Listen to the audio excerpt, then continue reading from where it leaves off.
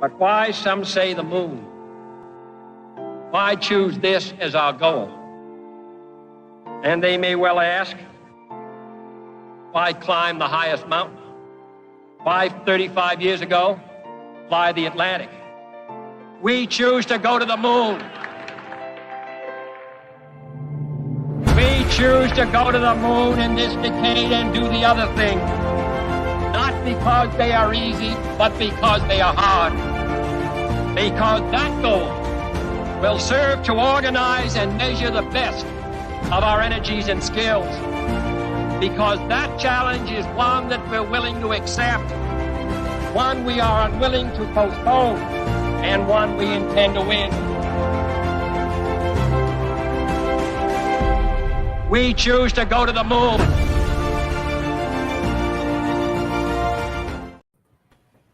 And welcome to World Blockchain Roundtable.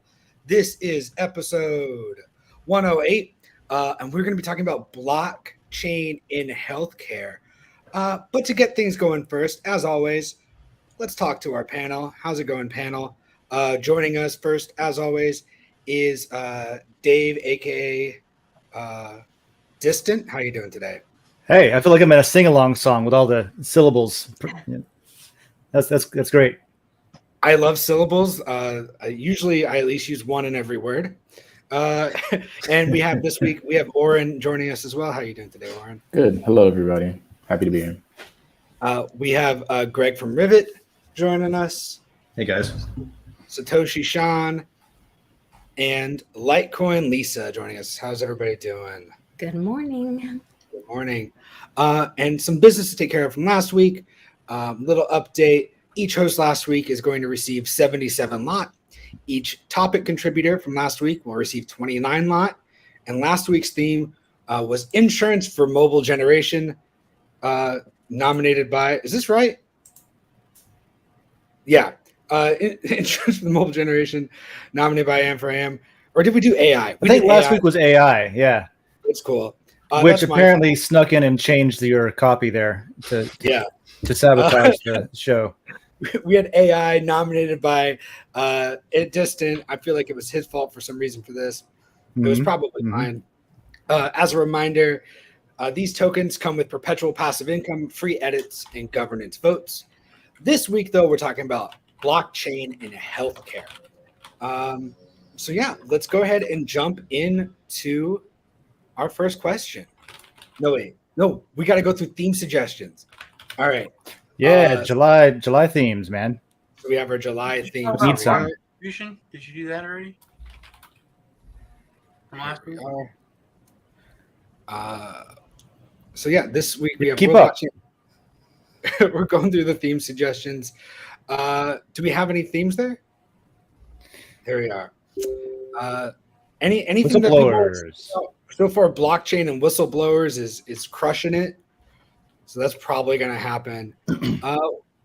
Is anybody excited about anything that happens to be here? Cryptocurrency wallets, digital assets. That's current. Yeah, there's some interesting, like Apple removing a self-custody or a non-custodial wallet from the App Store, stuff like that. So yeah, I can see why that question would be in there, that theme. Yep, for sure. So, yeah, if you've got a theme that you want us to talk about, going in there, type in theme, colon, and then let us know what's up. Yeah, so should be exciting month. Next month, yes, because those are the themes for July. But today we are talking about healthcare, blockchain and healthcare. That was July, right? So that's next month. Yeah, that's what I said. All Those right. are for July, but today we're talking about blockchain and healthcare, Dave. Also, I'm working from my laptop today. I'm currently in Italy, so bear with me if I mess up a Show little off. bit. Yeah, I'm doing nothing. It's for my wife has a work trip, and I get to tag along. Show off. Great. Let's go ahead and take a look at the first question we have here. Jump right into it. This one. Oh, that's a fun one right off the bat. You what? Oh, this one's fun right away. Yeah, this one's fun. What are the panel's initial thoughts on the Hinman emails released this week against the wishes of the SEC And/or what are your thoughts on the most recent actions of the SEC against Coinbase and Binance? Reminder that questions about blockchain outside the weekly topic are allowed. So this question's okay. If you can find a way to tie it in to blockchain and healthcare, specifically healthcare, you get bonus points. And at the end, you get a prize. I don't know what it's going to be, but it's going to be worth it. Oren, since you're at the top of my list, do you want to hit this question first? A pretty loaded question. I think that, the US needs to provide some sort of clarity on what is a security and what isn't, and who can govern these things. I think there's a lot of confusion. I think we've had a lot of different messaging from different parties, and I think that hopefully from the end of these cases, we can have some clarity around that. And, I minted the Coinbase crypto NFT for their case, and I guess we'll see what happens, right? Shields up, man. Dave, you want to take this one next? Well, the questions, about initial thoughts. So it's on the surface. I haven't thoroughly read through more than has been highlighted by others, basically. In other words, I haven't done my own due diligence. But from what I've seen that others have kind of snipped and put out there, it seems like a lot of the concerns that people have had about bias and about uneven application or even arbitrary application of unknown rule sets, that there's something to that, because even in the emails back and forth between Hinman and some of the legal staff, but also like just specific people in the cryptocurrency industry, the blockchain industry, that they were leaning on to say, hey, what should we say? Or that kind of thing. Talking about Untitled Chapter, the claim is that there has been some bias in favor of Ethereum, while others that are more decentralized than Ethereum have been targeted in some sort of scheme to, promote one or the other, to pick winners and losers. And I can see that being an issue that the SEC didn't want to disclose. So that makes sense, because there's some stuff in there that seems pretty not fair. So initially it seems like, I guess my opinion is that I'm glad they're out, because I don't think that a regulatory body should keep things like that hidden. Their thought processes and their reasoning for arriving at certain decisions should be publicly accessible. So I'm glad they're out there, and I hope that it burns the agency down. Love those thoughts. Great thoughts. Lisa, any thoughts on the Hinman emails, or just emails in general? Tons of thoughts on the Hinman emails, and you can put this in the category of mental illness. There's your tie back to health. But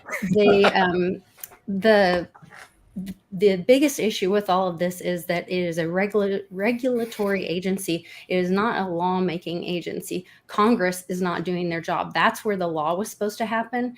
And these cronies that get in and they don't want to do their job because they don't want to be held accountable. They want to keep their seat in Congress and keep getting reelected. So they want to be able to say, oh, I didn't vote for that, or I did vote for that, or I didn't, I wasn't part of making that law. They don't want to be held accountable. And there is a REINS Act that is being put through right now. Hopefully that does pass, which will bring Congress to task and make them accountable for these laws that they're allowing these unelected officials to create on behalf of, which then are weaponized against we the people.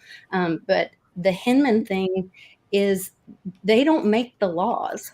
They're bringing up these emails. Yeah, it's great that Hinman had an opinion about Bitcoin. I think it's really shitty, and it's very obvious that they were colluding with and dragging Ethereum along with it. I think it's really interesting that nobody's mentioning that he also said Bitcoin and Litecoin. They're all just forgetting that and not bringing that up, but whatever. There's a reason for that. What? There's a reason for that. Well, always. So that, the same people, look at who's involved in that. It might be some of the same names. involved with the COPA stuff, might be some of the same names involved with the Coinbase stuff. I don't know. There's some of the same players involved with some of these same things. And, I think there's some really intelligent people in this space that might be able to put 2 and 2 together, and be very careful, when they tell you, that they're your friend and come along with this, because not all of these projects are as benevolent as they seem. So watch out. Sean, what are your thoughts on the Hinman articles and the emails and things like that? Like Dave said, my initial thoughts are BS. Came to a huge realization this week about stuff that's been going on for months.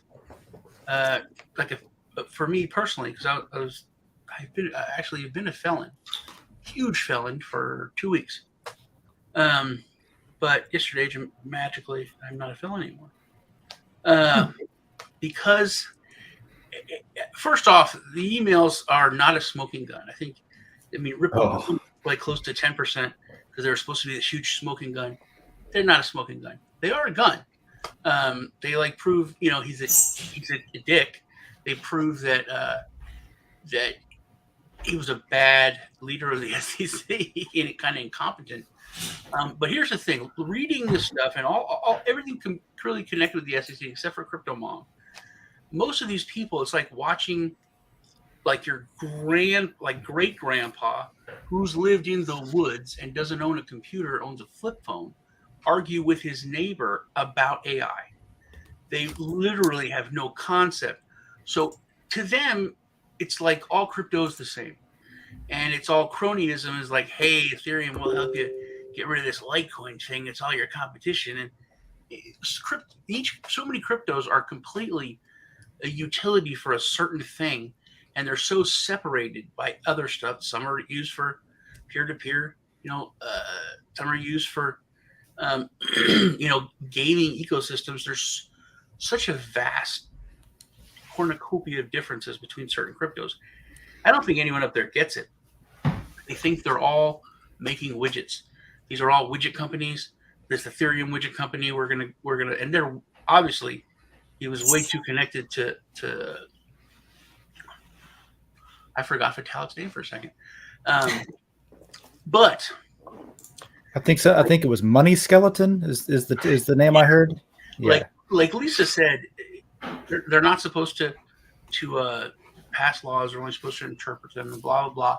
All that's true. But,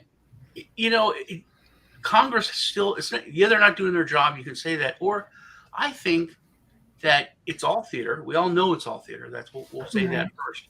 But I think all of these people have just gotten very comfortable in their roles as actors.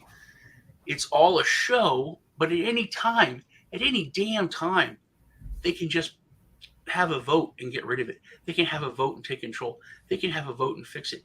For 3 months, they've been talking about pistol braces because the ATS said anyone that has a pistol brace, which was designed for disabled people to help them hold the gun, they doesn't do anything, but anyone that had one is going to be a felon. And that had 3 months to get rid of them, to register all your stuff with the ATF, which goes against everything with the Second Amendment, or destroy it. That went into effect on June 1st. They had hearings after hearings. They were televised. They argued. There was, people from the South, and they're standing up, and you're a terrible person, the ATF, and the ATF's like, yeah, we can do what we want. All a show, all BS. Like 2 days ago, they're like, hey, let's just have a vote. Oh, we're getting rid of that law. You can't do the pistol brace thing. Why didn't they do that 2 months ago? All of Congress is like, hey, this is wrong. You can't do this, ATF. They need to push money around. Yeah. Let's talk about it on TV for months. Let's get the people scared. Let's make them a felon for a week or two if they got the balls to not get rid of it or sign or register them, and then we'll go ahead and just we'll do it. It seems to be a pattern of what the government's doing. The power is still with the same people. They just want to do this big show before they do anything, or if they do anything. I think that's probably what's going to happen here. Or the SEC is just going to, put out some kind of compromise. If enough stuff gets exposed, if there is a risk where they could be shut down or even looked into. But I think it's all just a lot of show. I think the emails are not good. I think they show a lot more incompetence than they do super nefarious acts. But there is, it's obvious that there's some chicanery going on, and it did expose some of that. So, may I jump in? Yeah, it's exposed to people that kind of didn't already know. Yeah, So only if you talk some more about pistol braces. I think that's really what you need to hear about. Do we have the morality hour clip or the morality clip? Yeah. The show before I start talking. John, you're muted. So I wish I did. I don't. It's on my desktop, not my laptop. Well, so I'm going to take a different tack from everybody here and say something a little different. If you read these emails, they're damning in a way that people are maybe not keen to right out of the gate because it's kind of in the subtext. This is the one I'm looking at. I'm looking at the headline one. Bill Hinman, right, was going to give this speech, and he's bantering about his different divisions in the office about whether or not it's appropriately phrased, and they're talking specifically about whether or not ETH is a security. Brett Redfearn, which was he was one of the directors of another one of the subgroups within SEC, says, "Hey, if you want to make it a certain statement that's affirmative about ETH not being a security, the language should be stronger. But if you want to keep the ambiguity, like we did with Bitcoin, you should tone this down and make it like that." Blah blah blah. Back and forth they go through this whole chain of emails. And you get the SEC exposing their internal monologue about using uncertainty in the marketplace as a weapon against crypto to keep it from taking off, to keep it from accelerating too much. This is something that they essentially claim that they don't do by implication when Gary Gensler stands before Congress and says something like, "Oh, no, I think there's plenty of certainty." No, you're weaponizing certainty literally in your back. They really are playing stupid, aren't they, Greg? It's and this exposes it in a way that, like, 3 of the people on this chain were from the enforcement division talking to the guy who's going to give a speech on it from Corp Dev, right? Like, this is cross-agency collusion to keep obscurity at what they consider an appropriate level, right? How does this reconcile with what the SEC is saying about how there is no uncertainty? Well, that's what I think Sean was illustrating with the gun brace thing, was that it's all a song and dance, and if you look at what people are doing, it doesn't match what they're saying, and people aren't generally, and they know this, people aren't generally going to take the time to do really the amount of like firsthand research that includes something more than reading Twitter on the toilet or something like that to really understand what's happening versus what's being said. Right. And if you do that, though, you can take the time to watch hours upon hours of Gary Gensler teaching blockchain at MIT to get an idea of his understanding of the technology back then, before he was a regulator. Now, he misses a lot of important points. I think he's teaching it to a specific goal, a lot of financial stuff specifically. But it is telling to see the regression of his perception of what blockchain and cryptocurrency is when he moved from professor at MIT teaching blockchain to now being the person who's responsible for applying the law in a way that is he just like Sean was saying, he acts like somebody who talks to his neighbors about this newfangled crypto stuff and doesn't get it, when that's partially true, but it's also bullshit. Right, because deep down you can tell, like, if you watch him for long enough, you listen for long enough, what he really thinks is this is just Kickstarter with a techie gleam on it, right? Like, this is just us needing to shut down more crowdfunding. And that's how he thinks about it, right? Like, they need to go after it the same way they shut down Kickstarter. And he doesn't believe that utility tokens are a thing. And he doesn't think decentralization, especially that's the picture being painted, allowed, right? right? That's the convincing argument being sold to people who will believe that. Yeah. Right. You doesn't like the fangs in it, and he wants to tear them out before he lets people use it. And whenever you see like people that LARP as Bitcoiners on social media praising things that the SEC is doing because it's going to make their bags more valuable, because it's going to hurt the competition, it's telling how much of the entire fucking sphere of conversation around this is bullshit. Mm-hmm. Yeah, you're right. It's all just kind of like a song and dance about jockeying for position in a market that they think is going to be winner take all. LARPing is a Bitcoin. That's good. That's awesome. That's what it is. Yeah. So before we move on to the next thing, I lied. I did do some research on these emails, so I thought I would share it with everybody. So yeah, I made a little presentation for it. So yeah, this is like, basically like the big part of it at the beginning, but that's not important, right? The next, hey, look, that's Here's you thinking about the emails. This is all right. I don't know how this slipped in there. This is the Nazgul, not Nazgul, the Nigiri. These are like some towers, the circular things. It's cool. That's the sushi thing, right? Nigiri? Yeah, it's kind of like it, but different. This is a different the Tower of Amun-Sul there for a second. That's what I thought it was too.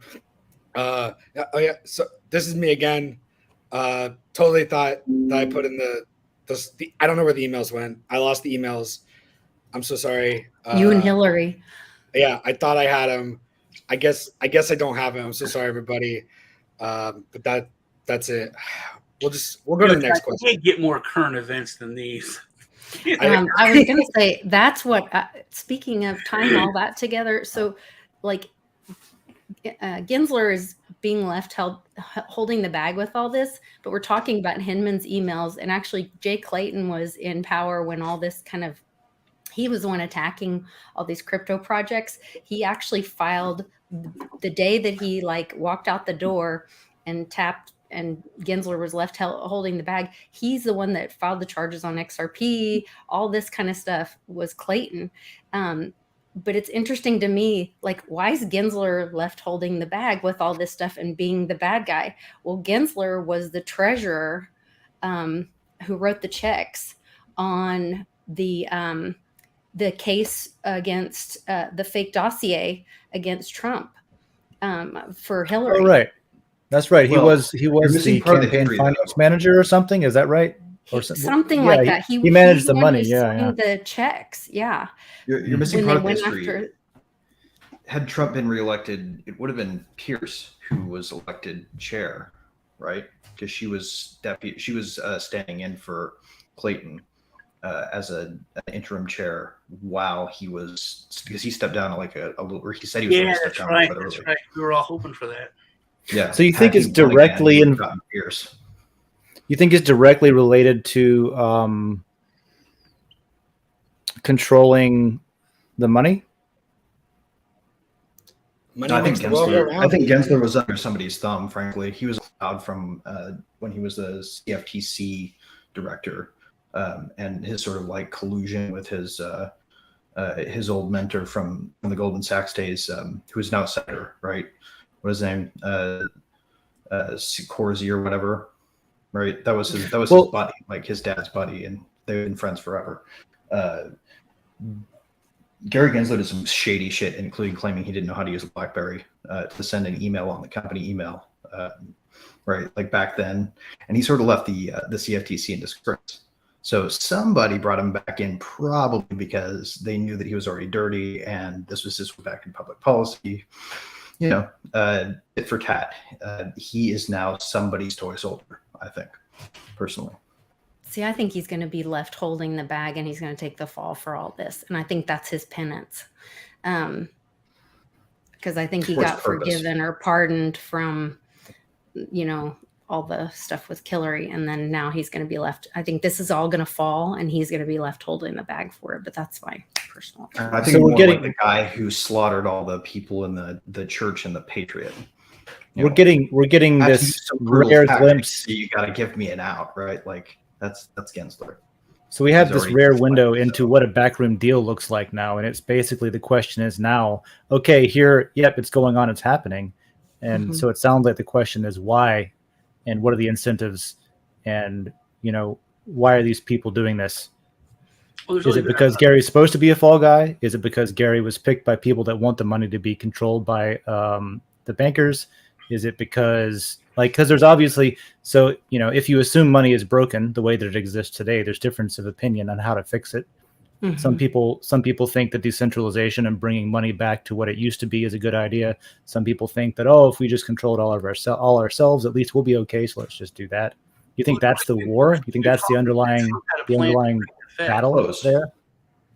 There's always been talk that Trump had a plan to break the Fed and to bring the U.S. dollar back into the U.S. Treasury Department and back it by our reserves. Whether that was our oil independence and that's why we were drilling so much back then.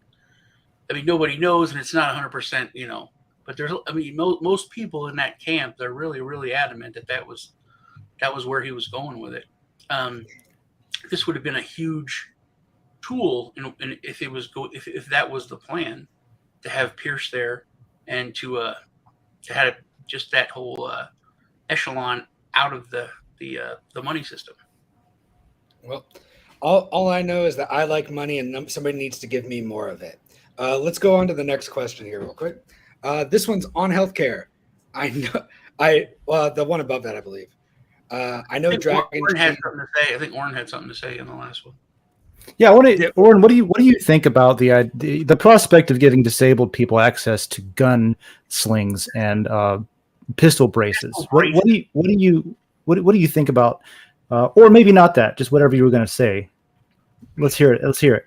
I was not necessarily going to say anything.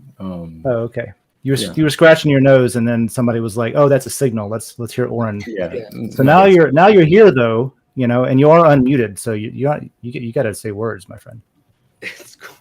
It's cool. We can go on to the next question. It looked like you were right. We can go on to the next question.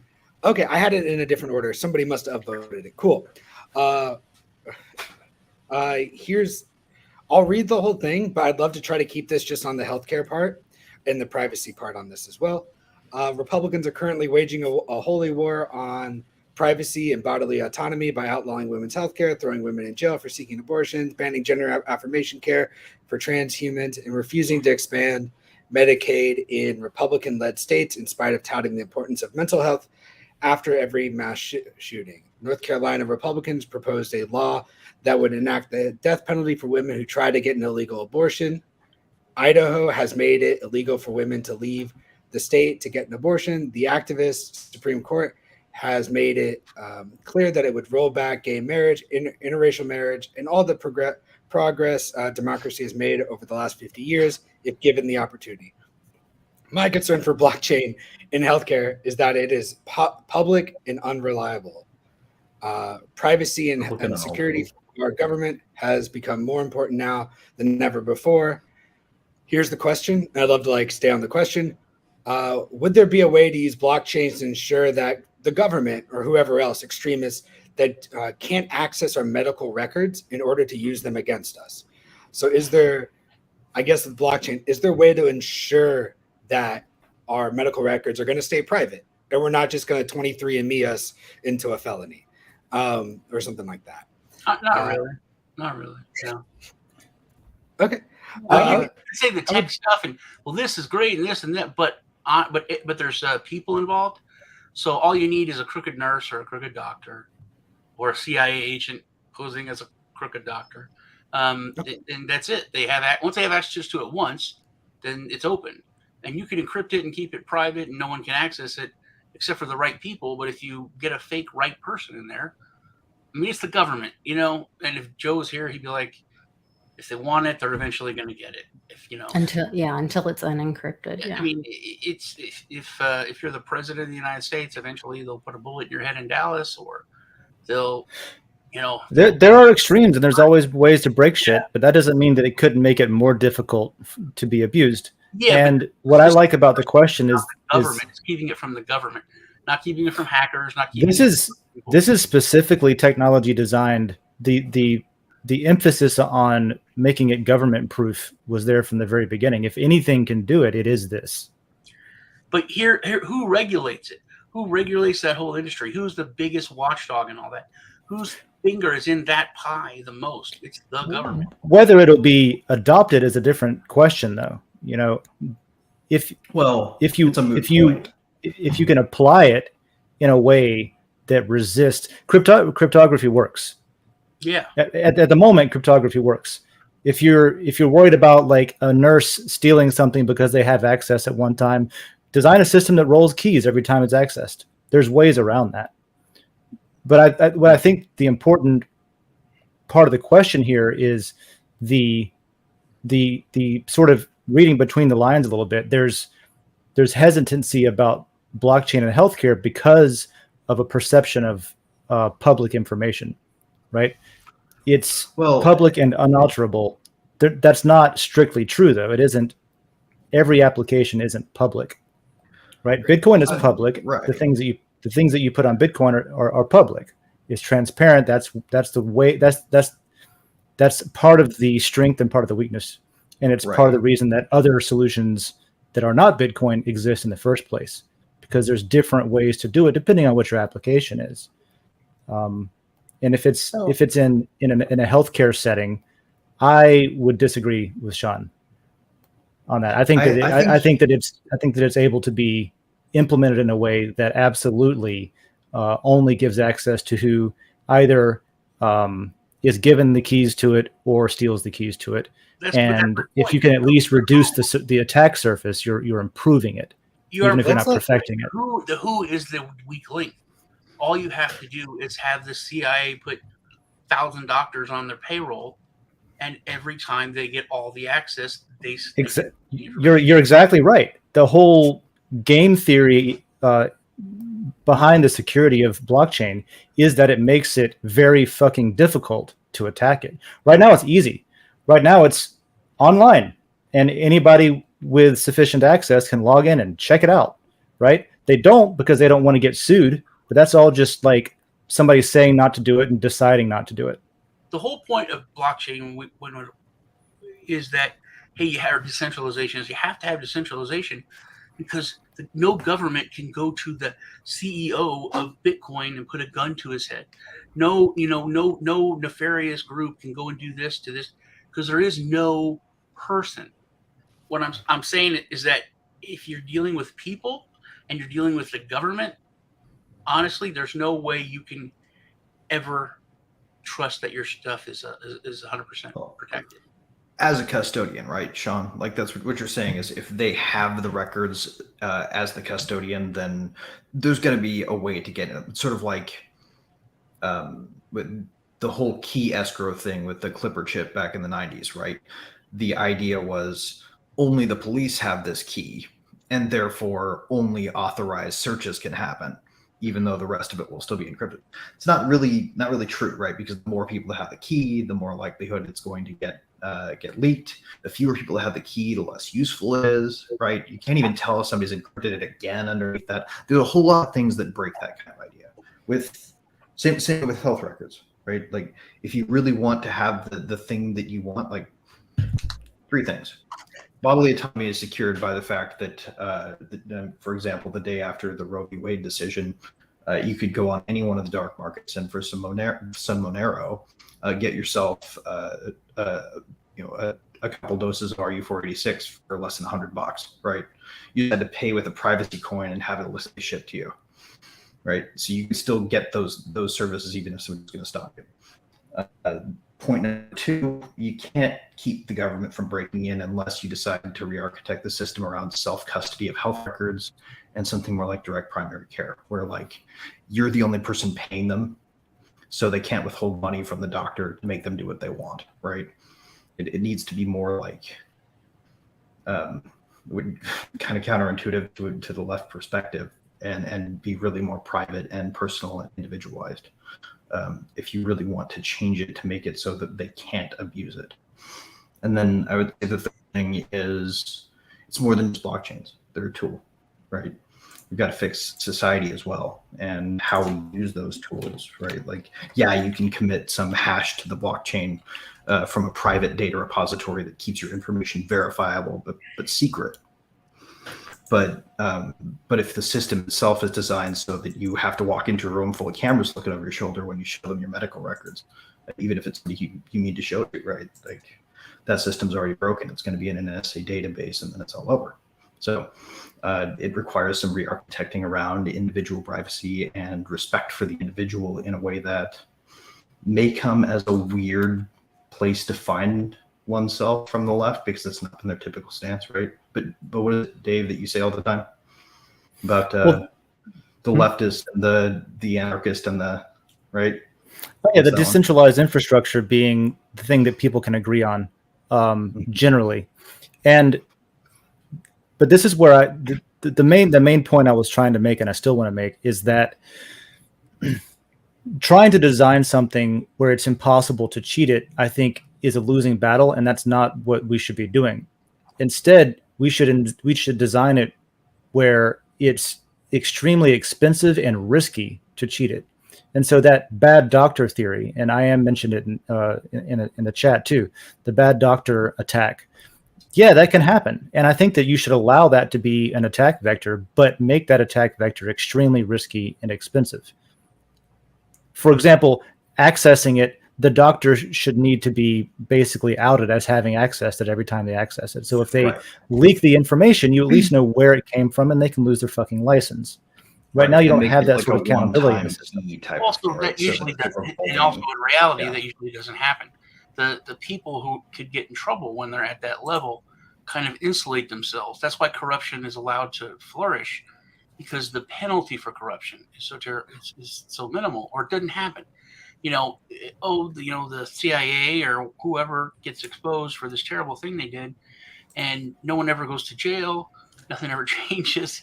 And so, there's no incentive for it to stop. That's why I think we should make corruption laws huge. If you, even on a city level, if you steal something or you commit a corruption above a certain dollar limit, you should be hung, executed 100%. It's not like something you can accidentally do. We really need, I think, to make political corruption or corruption, when you say it, you get that gross feeling. Like if you say, some other crimes against children or, other things like great. The only way to stop corruption, though, is to not have human beings in charge of administrating regulations. I think it's more like what Dave said. You have to make it much more risky. There's a million times that, you've been in the heat of the moment, you would have punched someone in the face. But it's like, what's going to happen. And, you're intelligent enough to hold back and calm down. But if there was the Cobra Effect's a pretty cruel bastard, right? If there's no consequences, I'd have punched a lot more people in the face over my life. Well, let's accountability matters. Yeah. Lisa, you wanna jump in here, Oren? Let's make sure we hear from the whole panel and not just 3 people. Yeah, the question was talking about blockchain and talking about, our healthcare society. I had 2 medically fragile kiddos. One of them passed away.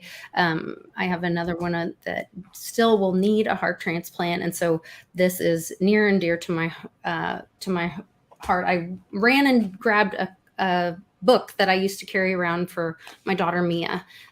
She passed when she was 7. And she had a heart transplant at 3 months and then passed away at 7 years old. And we had lots and lots and lots of emergency room visits. And so it was very difficult when we're in an emergency situation to get all the information quickly to the people. And it was confidential information. There's HIPAA laws and all that. And we seem to have forgotten that during the Great Infection. But they're trying to get that information, confidential information, quickly to someone. There is a great need for blockchain and having that security, and NFTs would be a great way to do that, an efficient way to do that.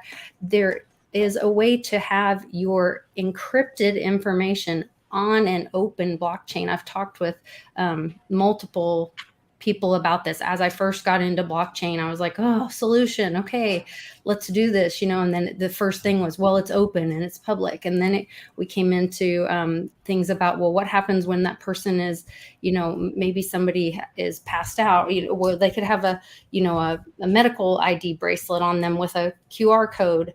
on it with the keys, or an emergency. We came up with so many different solutions, and I think that will eventually, there is such a use case for this, and we will come up with the solutions. And I love Dave's idea about having accountability for, the human condition is there, and people, there's always going to be good and bad, but there should be severe accountability when people's privacy is violated. So that's kind of my 2 cents on the whole thing. Also, I want to throw in there that America is very different than most of their countries. With the I forget what country it was. It was Poland, maybe in Russia. It was, but there's a lot of countries that all you do is walk into the hospital, and they can do like a thumb scan or whatever. All your medical records are just everything from everywhere. I think even with the EU, they get like cross-chain stuff that they can pull from. If you go to different countries, you can pull your stuff from your own country. So it is very different in other places. But also, I think they have much stricter, consequences if you violate that privacy. Lisa, can you just a little bit more about the reason that you had to carry that book around? Like you mentioned it, but like the burden being on you as the patient or as the family to have to do that in the first place is an area that I think that there's an important application here. Well, so like for Mia, she had multiple health issues. And she was on so many different medications. She had significant surgical history. So because she had a heart transplant at 3 months old, and she was 7.5 when she passed. And so as we went in, they were like, okay, well, we need her med history. We need to know if she was allergic to anything.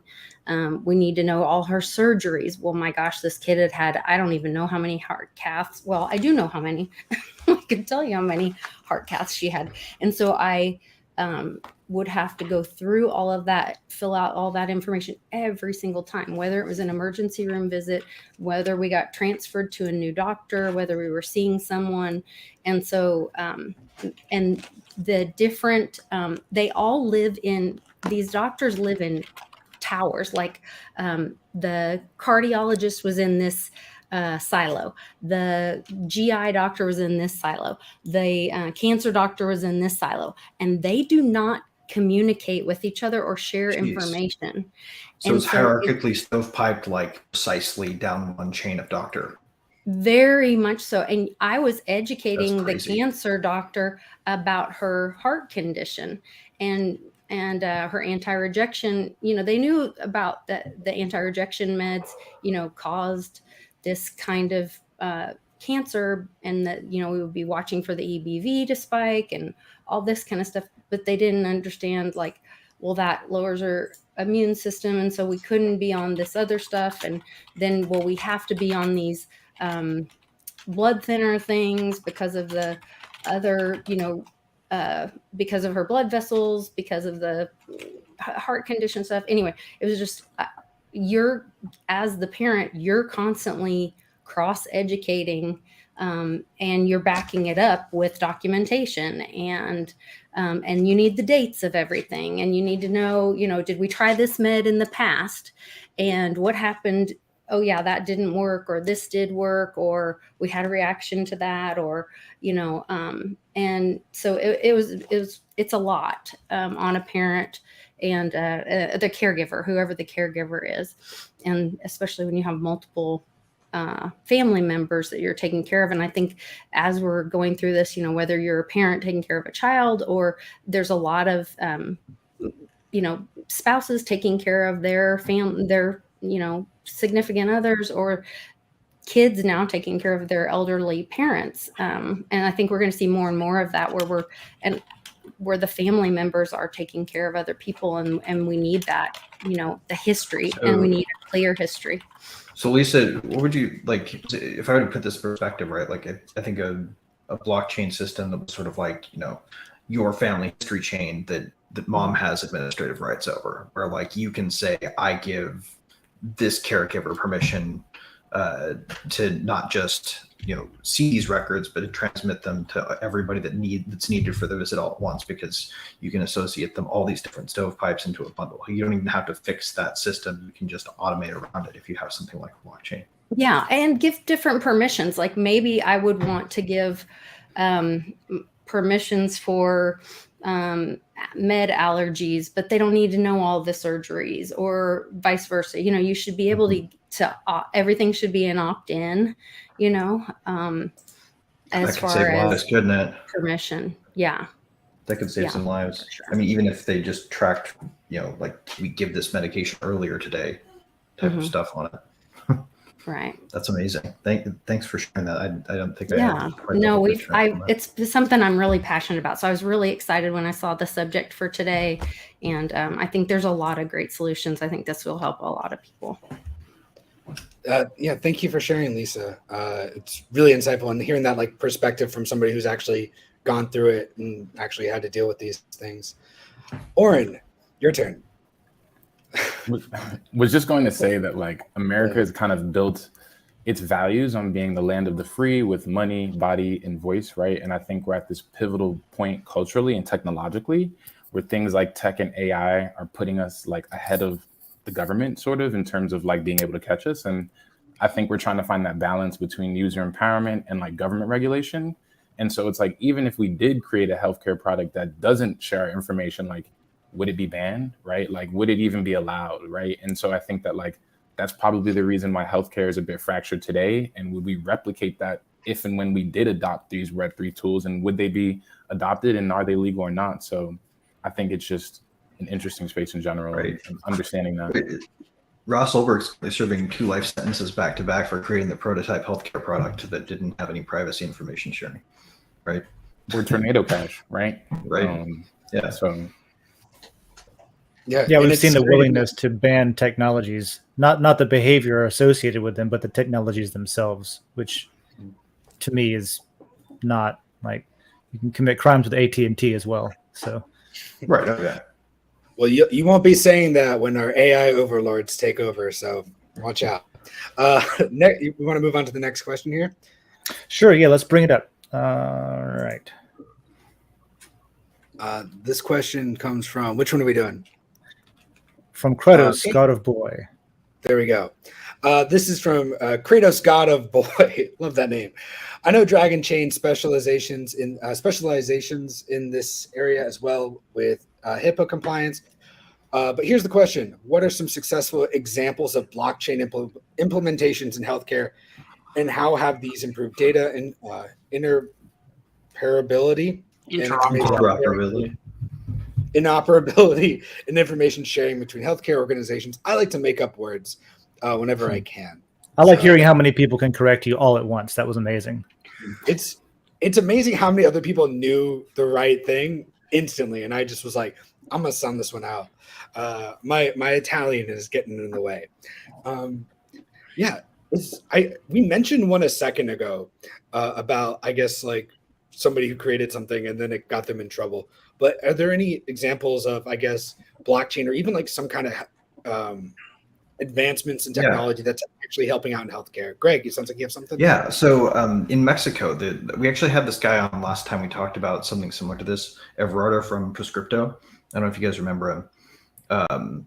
It is a solution for the Mexican healthcare system with respect to keeping track of prescription records and making sure that the prescription makes it securely from doctor to the prescribing doctor to the pharmacy, to the dispensary, to the wherever it needs to go, and then also giving them reliable stats on how it happens, and how they can get their handle on what is now currently a fairly unregulated pharmaceutical industry, but without sacrificing the privacy elements. It's actually, last time I heard, was running on Ethereum Classic, and they've got doctors and prescribers and pharmacists and patients using it already, and it's it not only helps to make sure that somebody's not like doctor shopping for as many prescriptions as they can harvest, but it also makes sure that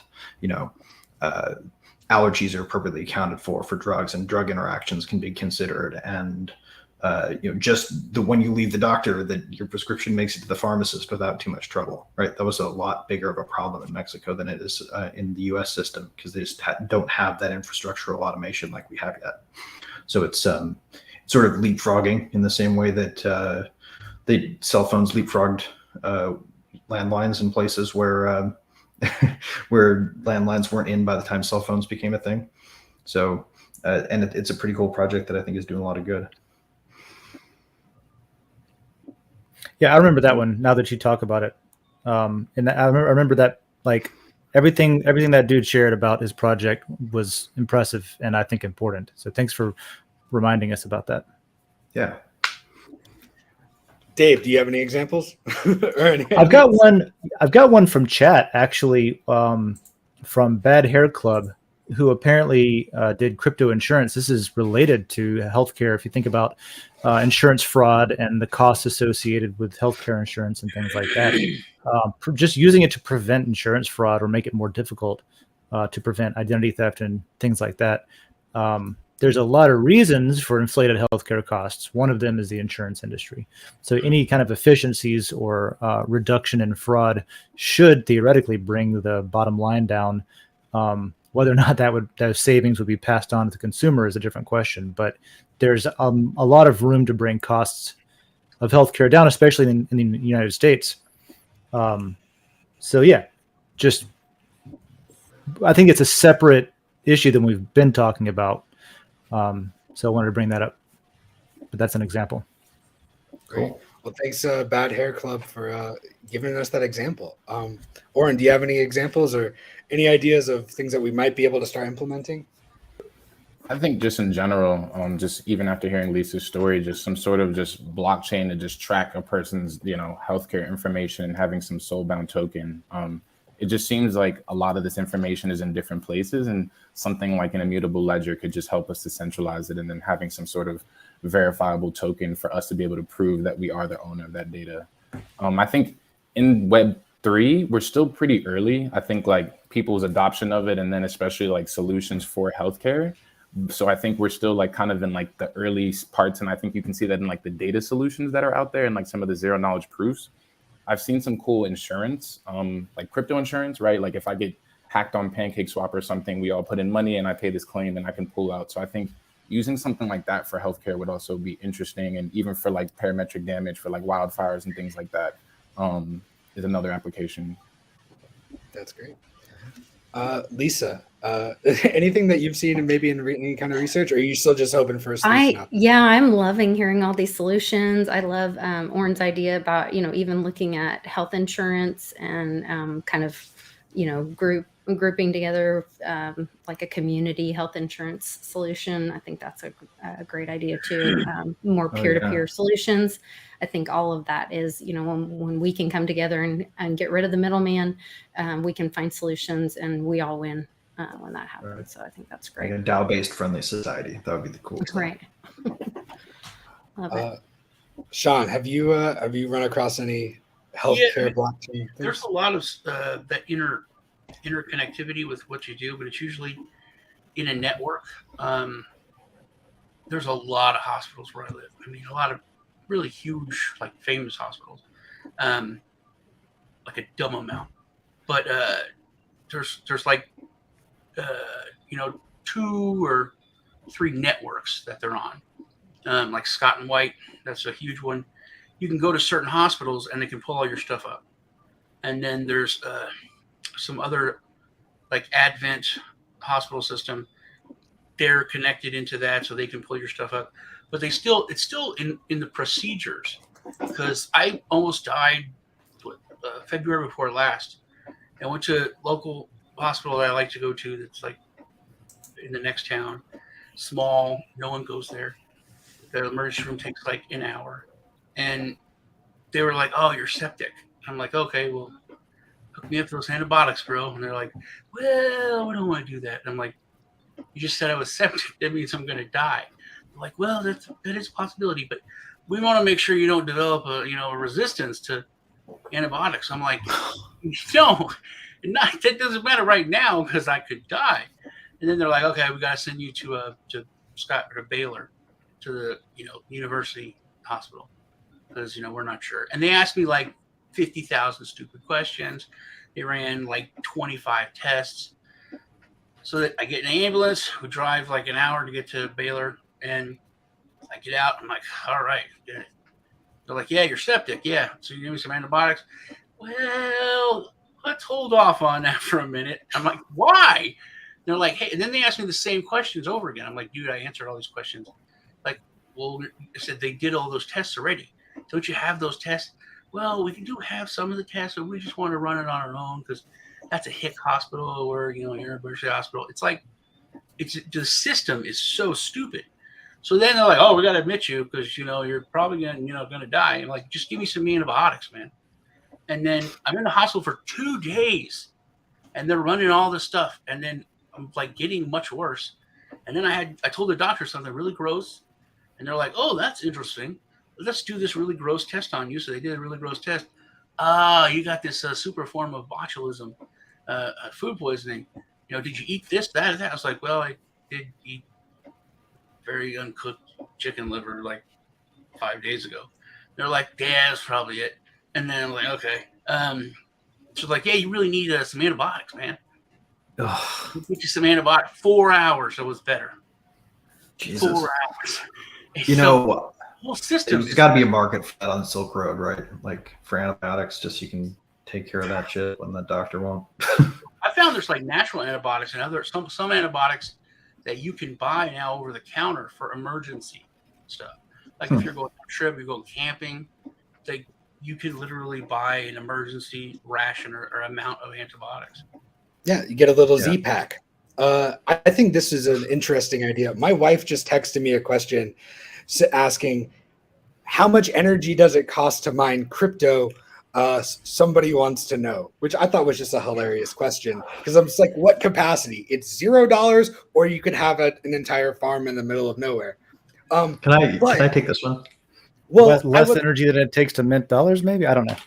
I wasn't going to have it. It costs to run a data center.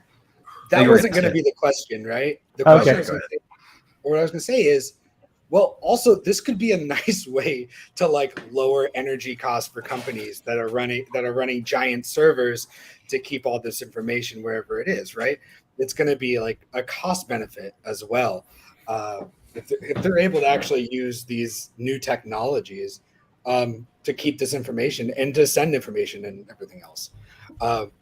But yeah, did you want it? That is a good, it is a great question though. And it's a good observation too, John, because right now you do have everybody maintaining the same sort of infrastructure. Because really, what have you got? You've got a bunch of data in database and you got to secure it. And you got to have all of this infrastructure running to keep it secured and access controls and all that stuff. And what a lot of this decentralization and blockchain tech is proposing fundamentally is, what if there was one of those that just existed as a part of nature that anybody could use, right? That it was inherently secure, and you could just use that instead of having to run a bunch of all of this, these competing or duplicated data systems that already take up gobs of energy on the planet.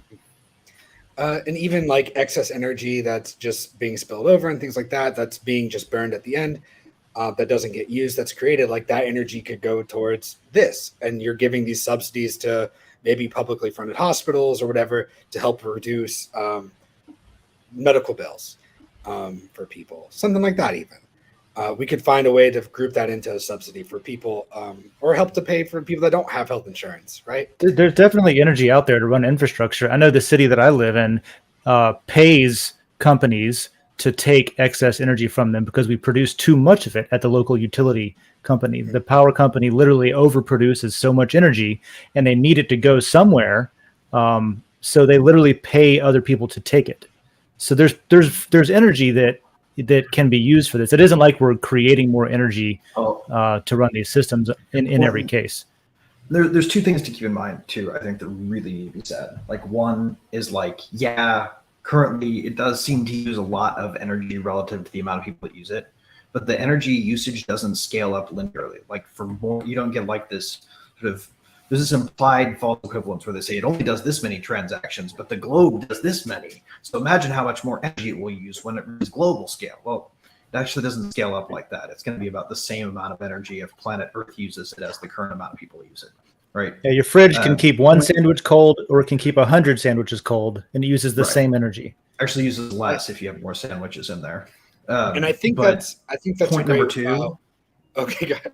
Open Google Maps, search banks, and start scrolling, because all of those physical locations, all of the people driving to and from work to staff them, all of the electricity, all of the energy, all of the carbon, all of that is calculated into the cost of running the dollar before you even start talking about all the smelters that go into creating the nickel and steel and copper to make the coins and all the cotton fields you have to grow in order to make the paper, right? Like, and that's not even talking about the server infrastructure they already run. Like, it's not a And the isotopes that you have to produce to dope the bills for anti-counterfeit, and the on and on and on and on. Yeah. Yeah, it's it's incomparably more efficient to even use the least efficient blockchain to replace any given current analog banking system that we currently have. And with that, that's been our show. Thanks for hanging out with us here at World Blockchain Roundtable. We have been talking about healthcare for most of the time. It's been a wonderful week. Join us next week, where we are going to be talking about this is the theme. I don't know what it means yet, but it's going to be fun. That's all I know. It's decrees as blockchain king or queen. Don't know what that means. I'll have to figure that out. But it's that's pistol braces. There it is. I don't know what that means, but we'll do it. Sounds exciting. Join us next week. Leave a question. Leave a comment. Tell us what you want us to talk about, because we're going to do it. Share. Don't forget to share this episode. The more you share, the more our host and everybody else is going to get. Or in anything you want to plug or tell people. Or as an alternate, you can tell us how much it costs to mine crypto. If somebody were to just ask you that. I feel like I'm a little biased to answer this question, because I'm creating a platform where basically you get paid for mining your data, for companies to mine your data. So we're creating a platform where companies like Google, Coca-Cola will post surveys, and at the minimum, they have to pay 25 cents. So let's say 25 cents per survey is a rate that we're trying to put out there and get to be standard. So I'm working on Question. We're going to mainnet in the next basically month. I'm going to be sharing previews of it, of course, share the alpha here. And we're also working on a data wallet. So I think a lot of this conversation related to data, zero knowledge proofs, and privacy and autonomy, I think is important. And I'm trying to create a device that no matter what application, you're in control of your data, and then people can request access from this canister. So yeah. Cool. Which chains is it on first? It's on Polygon. We're sourcing the Polygon ID SDK for it. So yeah. Cool. Hey, I need to talk to you about getting some Rivet infrastructure. That'd be lovely. I'll hit you. Thank you. Dave, anything you want to plug, or do you want to tell us how much it costs to mine crypto? Yeah, I want to plug an upcoming project that I think is really exciting called Question. I've always been sort of irritated at the idea of these major monolithic companies mining valuable data from local communities and profiting off of it without giving anything back to the people who they are harvesting it from. So at the very least, we should be able to sell our own data for our own profit. So that's one project that sounds like they're doing something really good in the world, and you should check out Question and follow them. They're using the Polygon network, I hear, and I think that that's a really good idea. Yeah, and it should be coming out about a month, right? I think so. Yeah. About it. Yeah. Also, I want to plug the current events segment that's coming right after we get done with our outro here. We're gonna roll an outro video, and then we're gonna come back and talk about current events. One of which is pistol braces. We can talk about that during current events. Great. Anything you want to plug? Tell us. Tough act to follow. Let's see. I'm gonna just say this. For those of us out here in the audience who are still skeptical about crypto, right? Who maybe look at this and ask questions like, how do we keep it private? How do we do these things? These are questions that to a certain degree we're re-answering because we screwed it up the first time around. A lot of what this whole movement and whole effort is about re-architecting the internet to make up for the mistakes of the past. And if we screw it up again, there will be a Web 4. And if we do that, there will be a Web 5. We're just going to keep making new versions better and better. So bring those points of angst to the table, and rather than necessarily stop at just the question of bring yourself and your ideas and your problems and your ideal solutions for them to the table and build something, because you can help, and we really need people to be critical, especially outside perspectives. Yeah, great. And Sean, anything you'd like to say or plug current events that's happening next? Yeah, plug current events, man. Coming up, talk about pistol braces that 36 million people owned that were going to be just turned into felons because of the ATF changing a law that they originally approved. So they were fine. And then just say, okay, now that y'all have bought all those, you're going to be felons. Weren't they cruising for a deal with the Americans with Disabilities Act? Because I thought they were over that one. Isn't the pistol brace kind of an accessibility device? Yeah, it's an accessibility device. But, they said that a little piece of metal like this was a machine gun. So they could just change stuff. And that's the big point of what Lisa said, is that these agencies are not allowed to make laws. And it's been fine. The checks and balances have worked. Congress passed the laws, and these agencies, enforce them. But they got this carte blanche when it comes to interpreting them. So they could say, hey, we interpret this to mean this. We just put out and then literally make a law. So I think you sir are talking about Chevron deference, as I recall. We have to change that system where they have to. I think, and there's someone that made a bill where if they're going to change and they put a dollar on it, if it's going to be like over $100 million, they have to Reins Act. Request approval by Congress, which is amazing. That's exactly what we need. Yeah. So we got to bring this one back up in current events, because I've got some more skinny on this one. This is a really interesting little piece of nuance. Yeah, I'm excited to talk about pistol braces.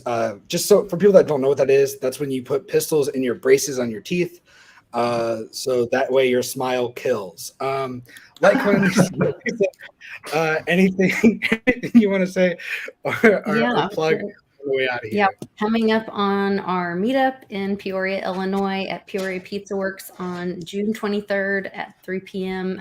We'll be doing the live happy hour show with my buddy Clint Westwood there. We have a bunch of giveaways. He's going to be, if you download a wallet, he is giving Litecoin to new wallet holders.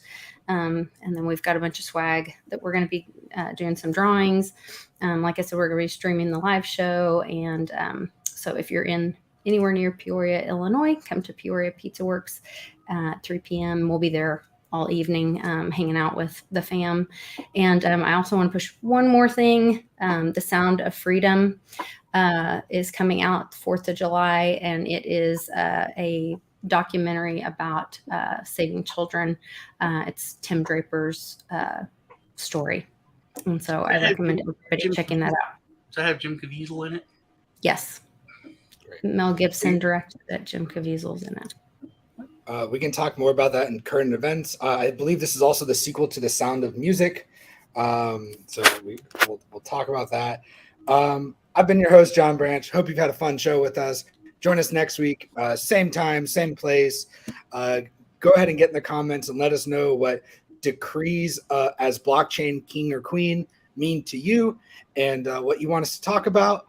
Until then, we'll see you next week. Bye. Or and see you at current events next. Hit the like button. While nuclear weapons states can exert unlimited violence over even millions of individuals, strong cryptography means that a state, even by exercising unlimited violence, cannot violate the intent of individuals to keep secrets from them. Cryptography is the ultimate form of non-violent direct action.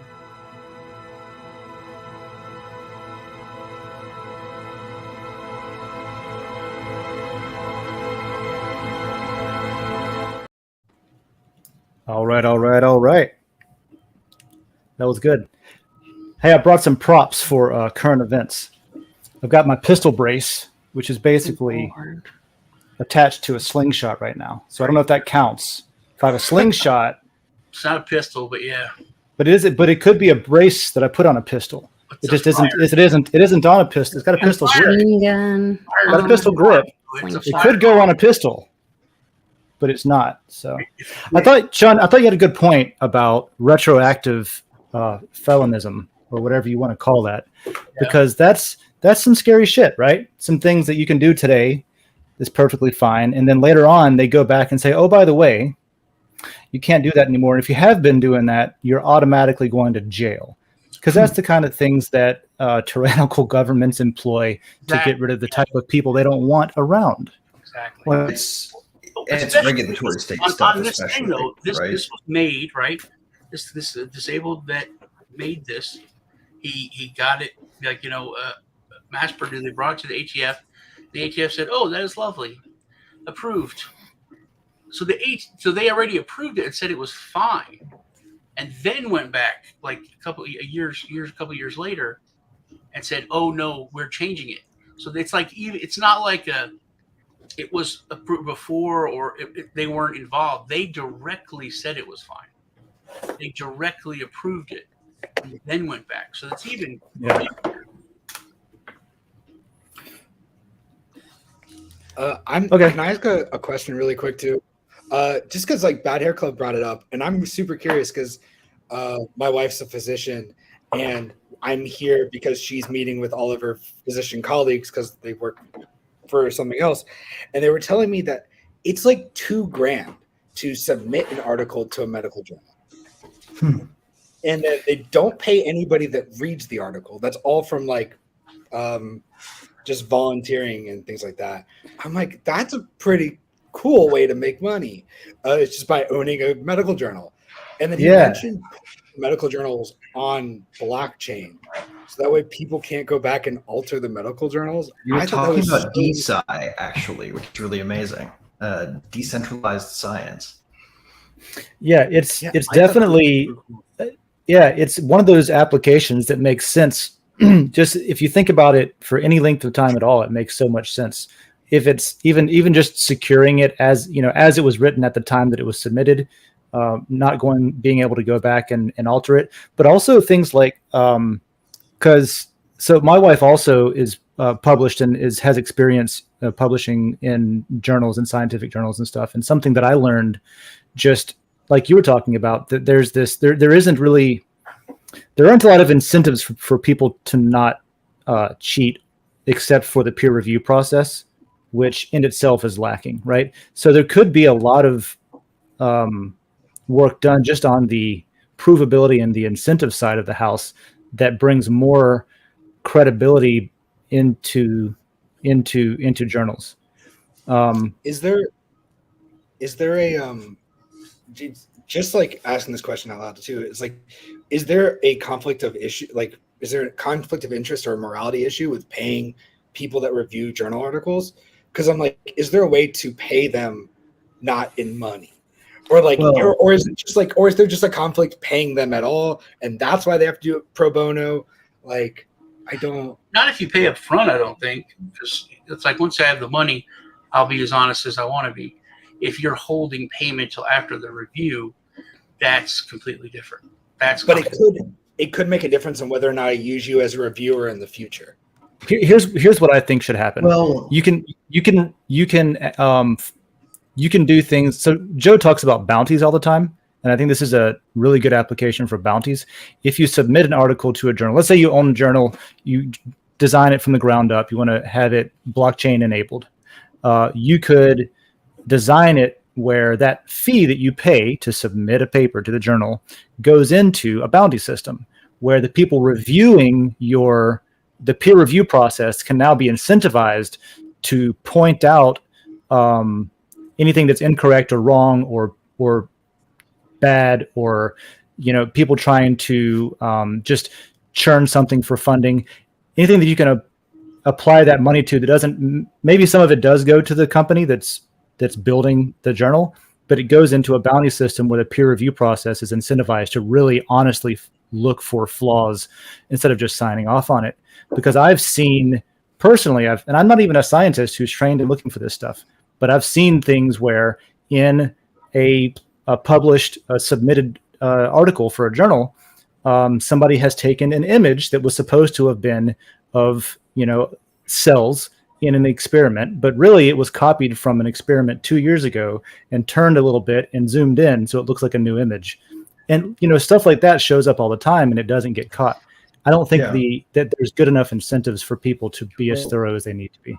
And the current peer review process is really broken. Like, those guys need to get paid, because what happens right now is ostensibly these people are, okay, picture you're a research scientist who has been asked to peer review somebody else's work when you are already under pressure to publish a lot of your own stuff and to do your own research, and you've got papers to grade and all this other bullshit going on, and there's a stack of peer reviews you got to do. People slam through those fast and never look back, right? They might catch an error, they might not. It's really imprecise. So shifting to a world where you might have some perverse incentive that's sort of an obvious, like a blowback perverse incentive, because like paying somebody to actually do the review is probably good. You'll get a better result. You put a little bit of money incentive behind it, and all of a sudden peer review gets a lot better. So I think paying for peer review, especially in a blockchain context where it can be public payments and doesn't look like bribery, right? It can be very powerful. That's the key. You have to design it in a way that isn't incentivizing bribery. It doesn't even appear to be bribery, because as we all know, perception is reality, right? Right. I mean, you could even probably do something that they currently don't do, which, believe it or not, when you get published, you sign away your rights, your royalty rights, to the journal, and the journal just keeps as gravy, right? Like, what would happen if some of the subscription fees that they charge actually went to covering the peer review process? Then it would be the journal paying the reviewers to give a good review, right? And that doesn't happen. Ultimately, the journal should want a good reputation, right? They want people to trust it and to read it and to take it seriously. Right. So anything that you can do to need it too right now without doing much. So, I mean, there are journals that just want stuff. There's a journal that's literally called, I think it's called the Green Tea Journal, and it's purely about how green tea helps you. So like, because you'll read certain stuff and it'll just be like, oh, green tea had benefits here and here and here. It's like, it wasn't the green tea. We all know it wasn't the green tea. It was the medication they were on, and it wasn't the green tea. They happened to be taking green tea. That's not the thing. But yeah, that's super interesting. I'll have to talk to you more. I don't know. Let's build it. Let's see what happens. Yeah. You guys remember too the journal hook stuff too? That kind of stuff would definitely not happen if you were paying reviewers. Right? The what? The what stuff? The journal hoax that they did like back in, when did that happen? Where they like tricked the journal Park thing? You talking about? Yeah, the fake papers guys. Yeah, that was interesting. I vaguely remember that, but I know what you're talking about. Some people wanted to see how easy it was to get bullshit published and peer reviewed, and they succeeded several times. Right, just by playing to the biases of the journals they're publishing towards. Yeah. Yep. And totally, and I promise the last point on one, totally other thing that could be considered would be replication studies being funded by the journal directly if you had some kind of direct contribution system. Or even just a way, if we're talking like, accountability and blockchain tracking stuff, it makes it pretty efficient to do things like identify where public funding has had a hand in research. And even if you have a paid access journal, allow those articles to be openly read without being behind. Like big pharma. Like chain analysis, but for science accountability. Yeah. One more quick question before I do need to probably go in a second. So I just want to ask this. Bad Hair Club posted something called Killnet is all. And they're hacked to be tomorrow against Swift. I assume he's not talking about me, right? Not T-Swift. Okay, good. T-Swift is safe. I feel like I'm not that controversial. I feel like So has anybody heard about this? Because I barely have. Is that the link that I just posted that said the government just got hacked or whatever? Oh, I don't know. Maybe I'll have to check it out and see. Bad Hair Club. Can you give us more context? So let's see. Exclusive U.S. government agencies hit in U.S. global cyber attack. If this is today, then maybe. This is today. But maybe not, because so what happened was there was some anonymous people who are like, oh, we are anonymous and we wear hooded things with masks. And they said, we're going to take down the European Union's financial system. So maybe it's not this because it's talking about U.S. So the government Swift stuff. network then. So the Swift Yeah. network is what they're So they're like, this is not going to be a Okay. DDoS attack. This isn't going to be just some website going down. We are going to, it's over. All this is over. Screw you guys. We're nuking the whole thing. And it's going to happen within 48 hours. So that's all we know. It could just be an elaborate marketing plan for launching a new cryptocurrency to compete with the Swift. I don't know what it is, but I think it's interesting because it's gotten a lot of coverage, at least from the things I read. You know, that kind of brings me to a current event. I talked about this with Lisa. Guy Ritchie put out a new movie. I don't know if y'all know about it, but it's Operation something. Jason Statham, Hugh Grant. Take care. See, dude. Thanks. Good movie. It was a really good movie, but it didn't have a lot of the push. It wasn't really talked about. It wasn't even for sale or on streaming stuff for like a long time after it came out. It's very odd. It was just odd. So then we watched the movie last Friday, and guess what it's about? Spoiler. So they're basically they're these private contractors, like secret, service, like Archer, that kind of thing. So Nice. the government gets this one guy who's Carrie Ellis. He's in it. Amazing guy. Anyway, and they said, hey, somebody stole something from this place. We don't know what it is, but now everything's crazy and everyone's bidding on us, trying to buy this thing for like $10 trillion, or $10 billion. You need to find out what it is and steal it back, or steal it. So I'm to find out it's this like super AI that can rewrite anything and do anything, blah blah. So, and these two tech guys are trying to buy it, like Bill Gates and Facebook guy. I always forget his name. Anyway, Zuckerberg. So these two guys are trying to buy it because they want to, but then everyone sees, and it's like over the course of the movie, they just keep buying gold, and they keep talking about they're not doing anything weird. They're just buying like tons of gold, man. So then their idea is to crash the financial system, like what they're talking about, and then use the AI to crash the financial system, and then their gold's going to be worth tons of money. The whole movie, I'm like, that's literally what's happening right now. That's probably why they didn't push this movie, because that's what's happening. But I thought that was very interesting. So if this happens, that's your gold, silver, all that stuff's gonna, the money that's been money forever is gonna be worth the most money again. Right. Well, I mean, and probably a couple things that people have only experimentally used for money so far that we all know and love, right? Well, lead is also a metal, but yeah, stuff like spices and other things. There's a bunch of silver missing. Bix has been doing a bunch of reporting on at the Mint. There's a bunch of silver eagles that are missing from the Mint. Like I can't remember if they came off the COMEX. They show them coming off the COMEX, but they're not showing up in the Mint's inventory or something like that. I don't know. He's been talking to this guy who does sales there. And he's found like where they've broken 3 different laws. They're making money off of they're making money off of selling the eagles. They're making money off their hedge and something else. So I don't know. It's crazy. So maybe they're doing silver instead of gold, like in the movie. Why is it illegal to make money off of silver? The Mint they're not supposed to make money off of the American people. They're supposed to do like as market. Like when they outlawed Americans holding gold and took all the gold and then drove the price of gold up and then sold the gold. Like they're not allowed to do that? Not allowed to do that either. Oh, okay. I just wonder. Yeah. Criminals everywhere. Yeah. I'm curious.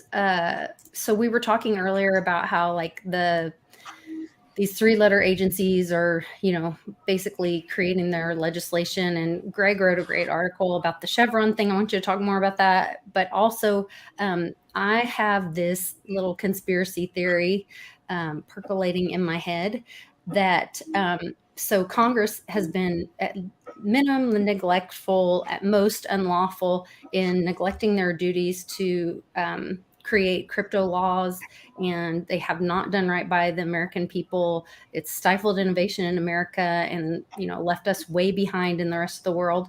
And now you see this, what I think could be allegedly. I wore my "the hell I won't" shirt instead of "I'm not a lawyer" shirt, but the could be a collusion between Coinbase and the SEC, where they're now in court, where there's no allegations against Brian, but they are able to have this situation where now precedents could be set.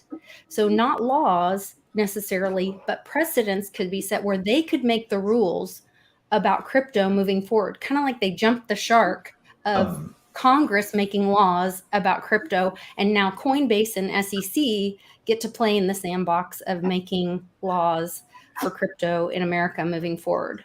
What are your thoughts? Wasn't somebody recently actually, talking about not being above shutting the door behind them kind of thing? And wasn't that someone from Coinbase?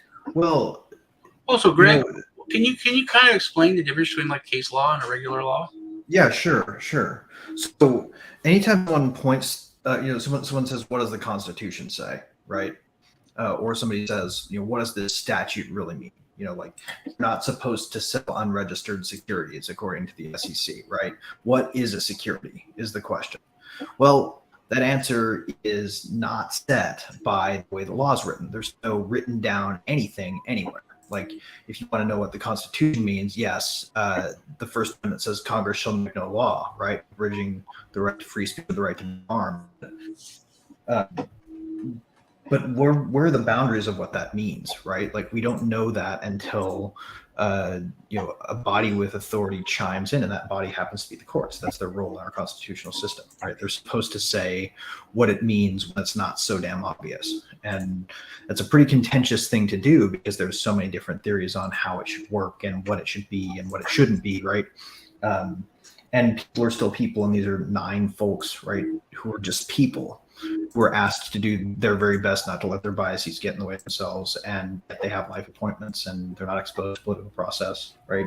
Ostensibly to make them safe from that. But what it really comes down to is precedent is what gets written about the law by officials who have the authority to speak about what the law means. And they follow this rule. It's called, and they followed this since the 1800s, called stare decisis. This actually comes from England. What's it called again? You kind of broke up. Stare decisis. STAREDECISIS. Stare decisis. And the idea is essentially, if you make a law by precedent, or if you set a law's meaning by precedent, you shouldn't deviate from that precedent unless you have a very good, clearly articulated reason to do so. The law favors coherence. So if you have a past precedent, you are somewhat bound by that, unless you're a court that can overturn it. So the Supreme Court says something about case law, about the First Amendment. All courts with less power than them, the district courts, the appellate courts, bound hard to follow it, right? The Supreme Court decides to overrule itself. It can, but it's supposed to have a good reason if it's following its own rules. Like Roe v. Wade. Right, with Roe v. Wade, right. And the lower court couldn't overturn that. They could. And even though they could, they had to go through great lengths to explain it. Even the opinion that they wrote for that was longer than you might have expected from people who you expected to do what they did, right? Now, within that concept, and this is going to get a little intricate, but I want you guys to try to bear with me. They're like helper tools they can use, little reasoning tricks, like heuristics that they can follow to say, like, what do we do with this statute? Well, let's follow what we call these canons of construction. And they can be stuff like, the legislature doesn't insert superfluous words, so we're not going to read out a word as unnecessary. They wrote just the right number of words. There's not one of them that's unnecessary. We're going to give every word meaning if we can, right?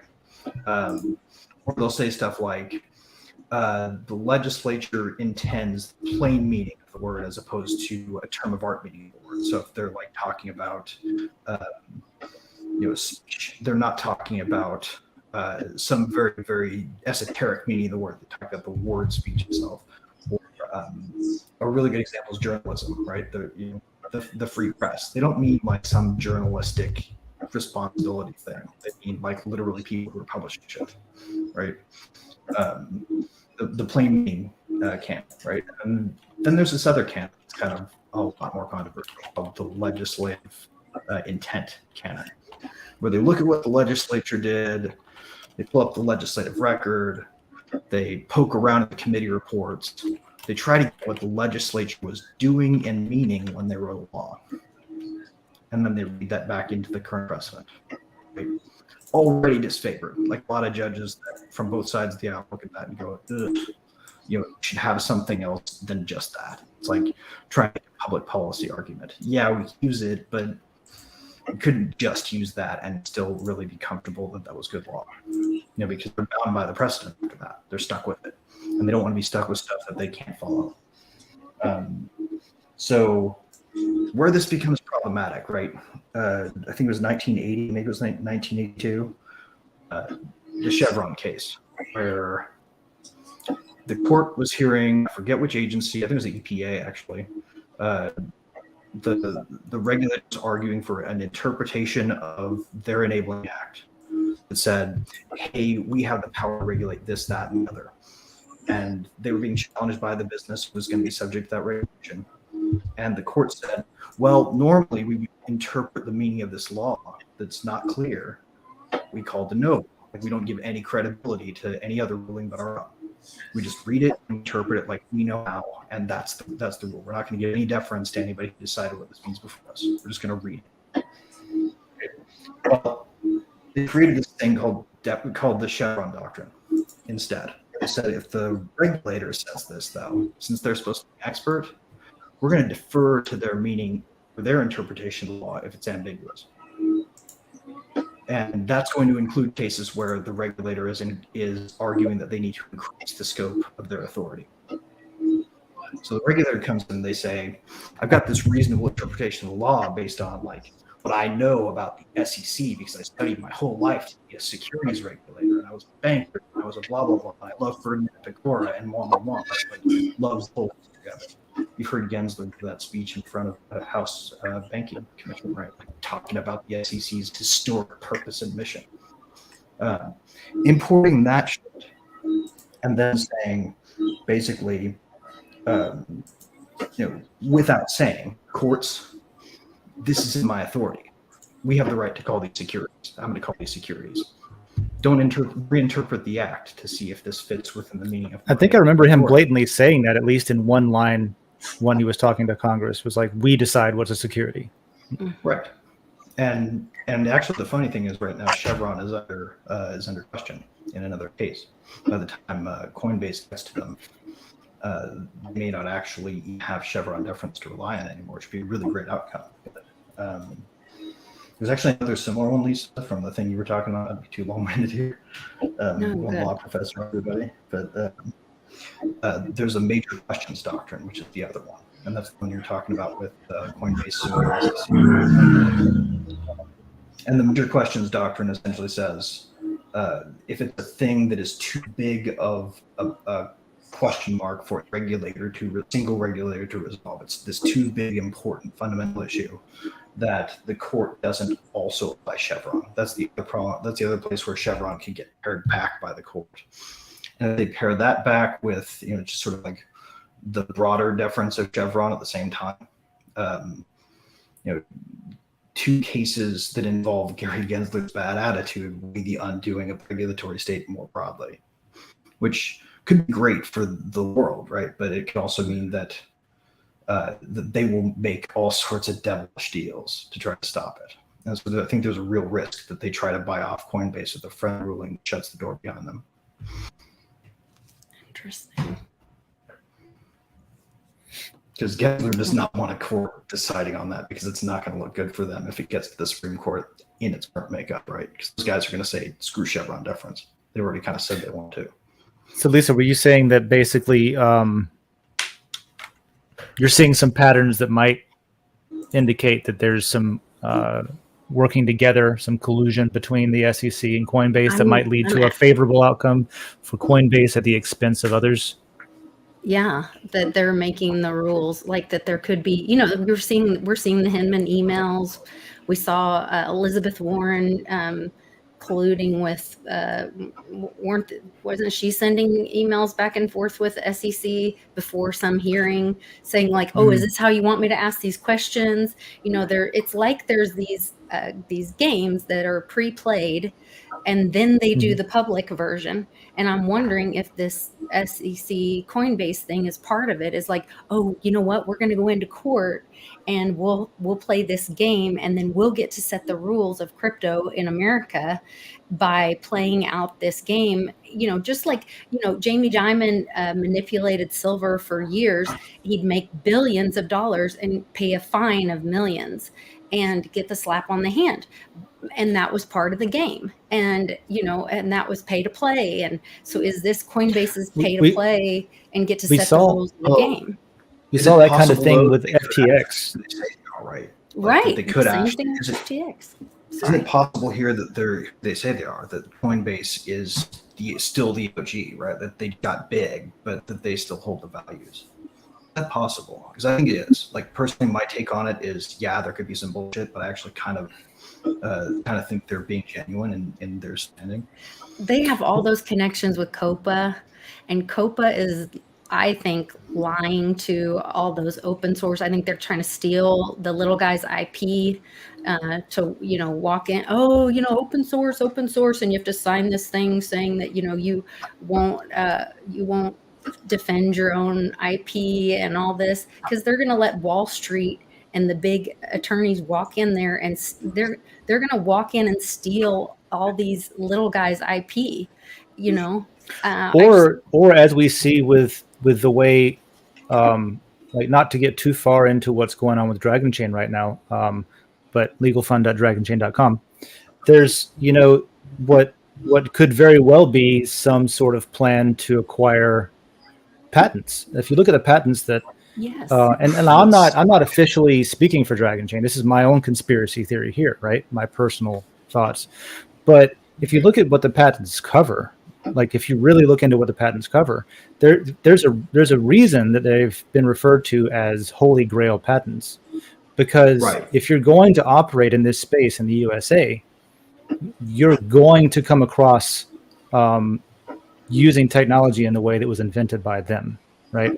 And so if you can hammer someone to death and get them to the point where they have to sell their patents to be able to afford to fight their legal battles, turn around and weaponize those patents against the people. Now you own that. Yeah. So that's exactly what I think's happening. But that's my little conspiracy theory, because it seems like all the signs are there. So much. To me, this is right in the same boat with Fox Networks telling Tucker Carlson he can't make YouTube videos. Like, they're going to pay him millions of dollars a year to be fucking quiet.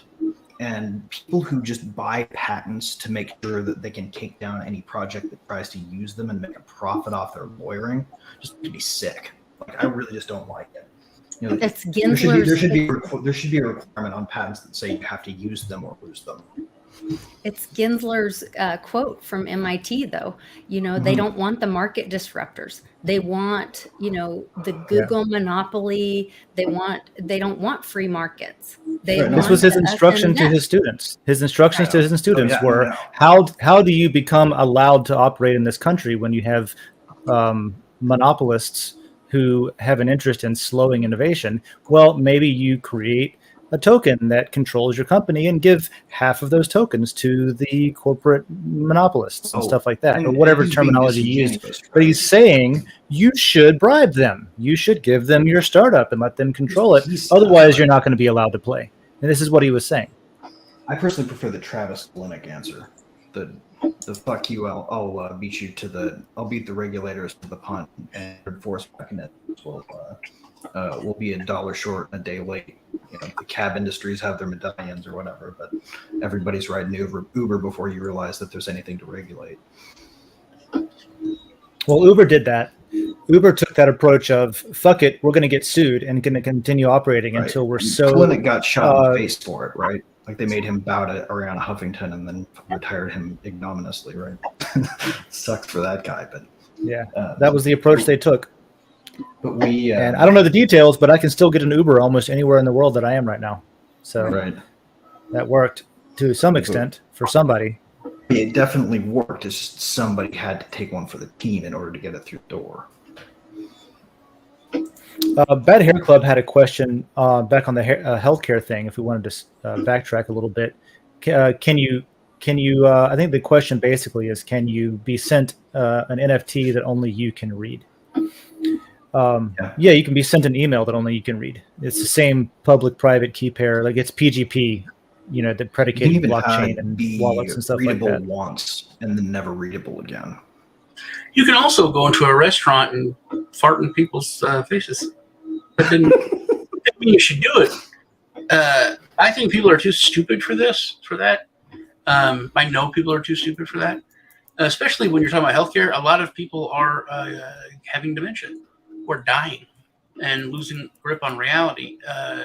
They could easily lose their key, forget their key, so on and so forth. This is something where you do have to have a backup because it's all of your health records. Imagine it's at least a burden on the developers to not frame it in these technological terminology, these scary sounding terms. You know, really, what somebody wants is something that says only you can read this. Press this button to get your one-time view. They don't need to know what's going on at the hood. Use like key sharding and key splits to make it work right, though. Like that sucks for you, but it doesn't. It's not like losing all of your medical history if you're, especially in the midst of like chemo. Or some kind of really. But Sean, the fact that we need a trusted recovery mechanism doesn't mean we need a separate trusted intermediary, right? Like we can use like key split type of approaches that can be built into the software, super easy to use. Where the idea is like, your aunt on one side of the country, your cousin on the other, your twin sister, and your mom and your grandma. And we already do that kind of thing. That's not feasible for a key fragment where like that's not feasible for need two of them build to in do recovery into an emergency room. The reason that I think that it is applicable though is because we already do it. We already do it. We already have powers of attorney. We already have, this person has access to tell the doctor what they can do for me. This is just a way to secure the existing system and make it more efficient. Right. You can apply the same thing we already do, but do it this way instead. That's kind of my thing. You're like wheeled into an emergency room, like bleeding and unconscious. Who's your aunt? How do we contact this? They typically have your medical history in that case anyway. They have to have some way to access it. Well, people wear wristbands right now that have my blood type and my like next of kin on it if they choose to. Yeah. You know, these are problems that already exist. Right. So then the answer to not knowing your blood type is you got to use O positive, right? It's definitely a much more complicated issue than most others. I'm one of those weirdos that like the idea of being microchipped, you know, for these kinds of reasons. You know, scan me, figure it out. Here's the information you need to save my fucking life. Scan me and do it. ERs will treat you even if they don't know who you are. So I want an onboard. They're supposed to. Before I do a chip, I want an onboard assistant that like they have to talk to the chat bot if they want to help them, and like it'll have some sensor data that can engage. Hey, there you go. Your own personal AI. So this is something that I heard inside your chip. That like it's trained exactly to your personality, and it gives the kind of answers that you would give. And it's you know it's you don't need to know. So this is something that my life from a wound. I've never heard him talk about this before, except I listened in to RFK's Twitter space with Elon Musk, and there was a very short part where somebody mentioned Neuralink, and Elon talked about Neuralink for a second, and he implied this idea of like basically Neuralink being an interface that allows like an other self AI to live with you in your head.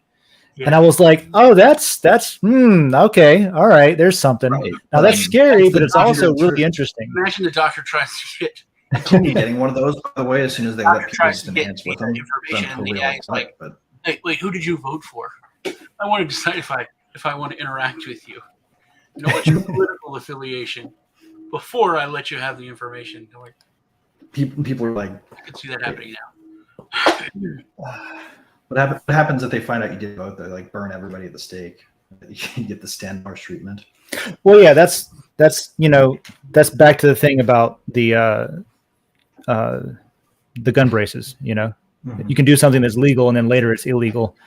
And if all you have to do is select a demographic and say, what do they all have in common? Oh, they like carrots. There's a bunch of carrot-eating opponents of mine politically out there. And they say, you know what? No more carrots. You got carrots? You ever ate a carrot? You're out. No more carrot people. And that's a ridiculous example, but like, okay, where's the threshold then? I like us really. Yeah, that's like a pretty big risk too with blockchains, ultimately, because you don't have to change much code to make a change like that, right? You can literally have a new version of a smart contract go out that doesn't take very many lines of code, and you can change the fundamental behavior to kind of from one that was just helpful before. Well, this is like since we're in this company, I'll go down the conspiracy rabbit hole again.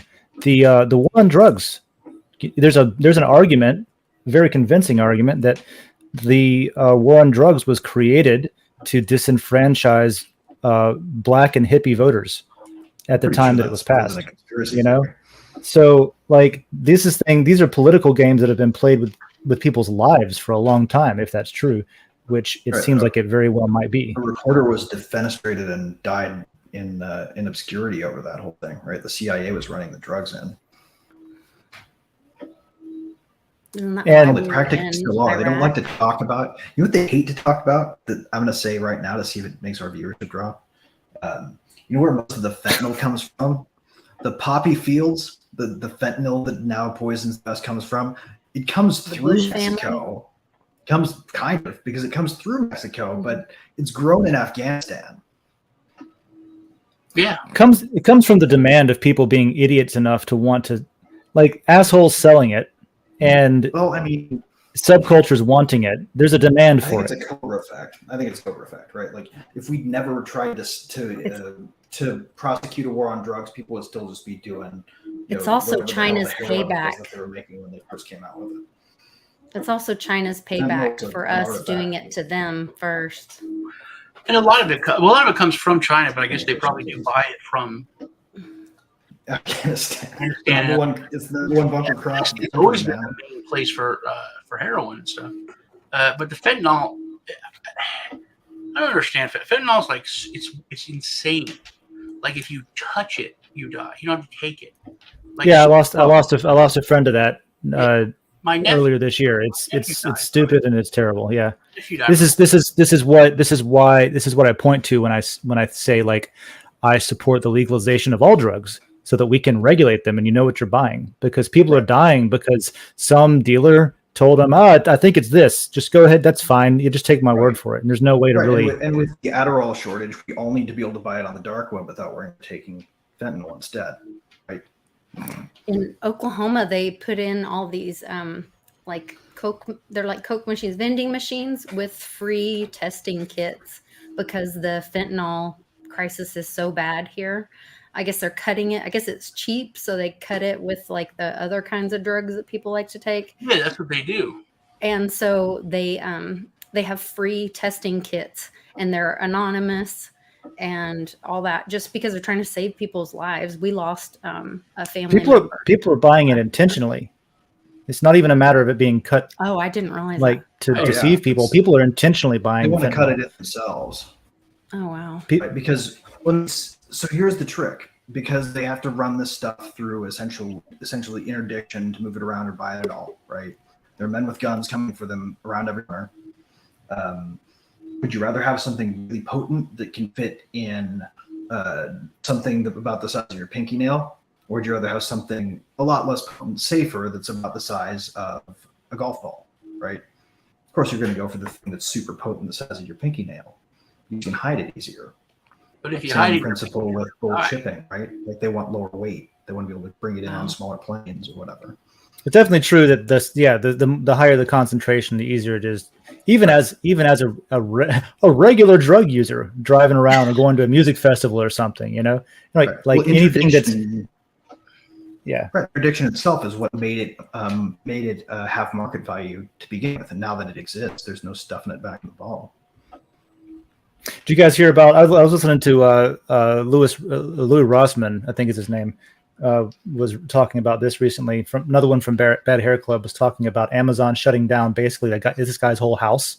He had a smart house with a bunch of Amazon stuff, Amazon controlled stuff, and he had an automated doorbell that. What later ended up being the case was he checked his surveillance. Luckily, he had footage to show what really happened. The delivery guy had headphones on, and he heard something that he thought it said one thing, but it was just an automated doorbell.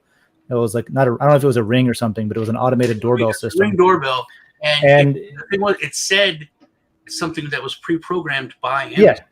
Yeah, and the guy thought that somebody said something insulting, like a racial slur or something, and so he reported the guy to Amazon, and Amazon was like, just unilaterally just turned off all the guy's access to their infrastructure, which meant his light bulbs and his like, I don't know what he had, his door locks, safety stuff, conditioning. Yeah, he couldn't operate his house all of a sudden because it was all voice operated, and somebody else controlled that. That was pretty wild. About True Tuesday. I didn't do True Tuesday, but we did hit on a little bit when we did the first half.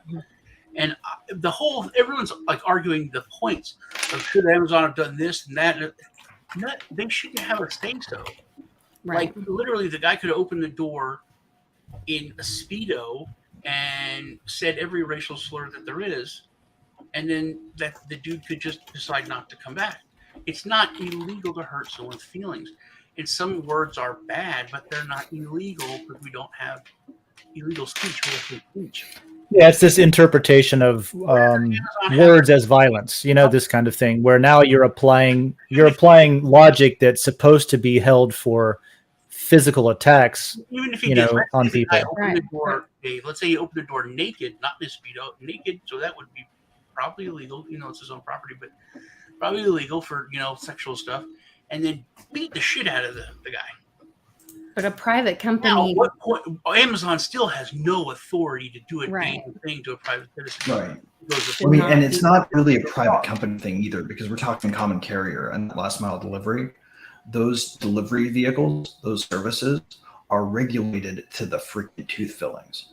I looked into once, like, how I could possibly get around the fact that the U.S. was going to make it so the post office would stop shipping vapes, and FedEx and UPS was going to comply just for the sake of it. As it turns out, they don't check the package as well. So the right answer is just order it anyway and see what happens. Pay for the insurance, but for anybody curious, you can just still order them. I agree. Amazon could say we don't want to have your job, we don't want to sell you stuff. We don't want, as a company, we will do this, but not if you're paying for a service like for the light bulbs or for whatever. They could cancel it at the end of the term. Where did it say? It reminded me of no setting up a competitor. Where they signed the terms of service and they all got turned into the human centipede. It reminded me of something like that, because that has to have been in your terms of service. And if you do some kind of thing that we don't like with speech, that we could shut your stuff down, I don't think they would have done it unless it was in there. Well, I mean, every terms of use includes a pretty boilerplate clause that's something along the lines of threat to public health and more, and something along those lines. They can make a public health issue out of it. Hey, we've got 5 minutes left. Do you want to talk about Prometheum? Yes, I was going to say, Joe's mentioning this. I watched this creepy guy I watched part of this interview yesterday. And then I went on to Twitter and I start watching. He is so, like, they are just He's obviously in their pocket. They've already built out, when you guys were talking about, they're like, oh, well, we've created this platform where they can basically do it. Companies, crypto doesn't need to do ICOs. They can get on our platform and have like a Kickstarter experience on our platform so that we control everything. You just gave some shill lord a fucking marketing platform is what they did. It's totally a bunch of bullshit, and it's totally used because the SEC couldn't point to a single company where they gave them any sort of license to do anything, and now they can go and say, "Oh, look, we had the process works. These people were able to do it, and if they were able to do it, why can't everybody else?" Right. Well, the bullshit part is that no, they don't have a license to do shit. They can't sell tokens. They can't sell securities alongside commodities. They can't have anything that's decentralized that can be taken off and peer-to-peer traded. They aren't able to do the things that they're implying that they're able to do, and it has nothing to do with this entire industry's trying to talk to regulators about. Congress literally got like ICO rugged. I sent him to Reggie and said, I'm pretty sure this is infringing on Veritasium. Maybe you need to have your attorneys look into it. How ironic would that be if Reggie went after Prometheum? I feel like we got to make Prometheum disappear like we do. Make him the example.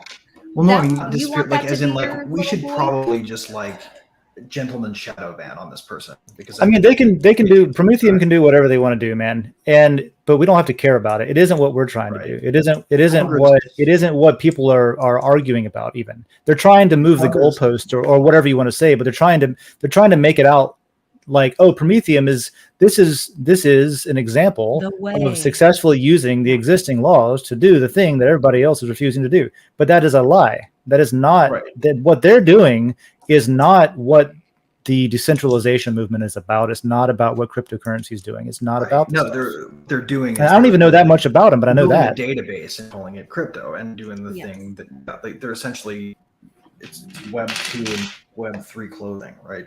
Is what it is. But setting that aside, right? We should probably not get distracted by it, because they're not, like, we know for a fact that there are people on these committees in there that know what the shit they're talking about. They know what a scam looks like. They know what a legit project looks like. And they're giving this a voice probably just to rile us up and distract us from the other stuff. Joe's right, though. Their funding is from a CCP source. I didn't know that. Yeah, I haven't. Like I said, up in the hearing, and I know it's definitely not a new justification for the Restrict Act. When I look into things for the first time, my immediate questions are: what are you doing? How does it work? What's the engineering behind it? What does it functionally do? And I haven't gotten beyond that even. So I don't know anything about their funding. I don't know anything about like the politics about it. I just know that it's a fucking bizarre person to have talking to Congress apparently on behalf of the SEC. It's like their guy they brought in or something. I do know this. Way more consequential stuff that didn't make any news report. I know we have 2 minutes left until we have to hard stop. We do. That's true. And I also know this. I know I love you. This is our 2 minutes. So we're all going to sing a song now. No, you'll get kicked off or get a strike for. No, that's just Clint. Just you can't sing songs. He's saying, I get it. Saying "Highway to Hell," and she got hit by a copyright strike for him just singing it. Huh, that's weird. That's interesting. He was just weird. Most of the public performance. That's why you got to stick to Trent Reznor's songs, because from after he went independent, because they can't make you stop doing those, right? Because they're open. Yeah, a buddy of mine owned a music venue once, and he had a conversation with a goon. And they are very like, if you don't have the licensing and somebody sings a song in your venue that's a cover song, a punk band that comes in and does half of a Britney Spears cover, and you don't have a license to be allowed to do that, then you get screwed. But if it's a metal singer and they're putting it to a heavy electric guitar, isn't that enough to make fair comment? If you want to fight it in court, they got all the money, man. Yeah, let's get out of here. Let's roll this real quick. We got a new video from Rivet. Thanks everybody. We'll see you next week. Before you cut, I gotta say the music you're gonna hear is badass. My barber is the lead vocalist. The band called 6 Total seconds. Sham. Band is called Total Sham. 2 They're seconds. badass. Total Sham.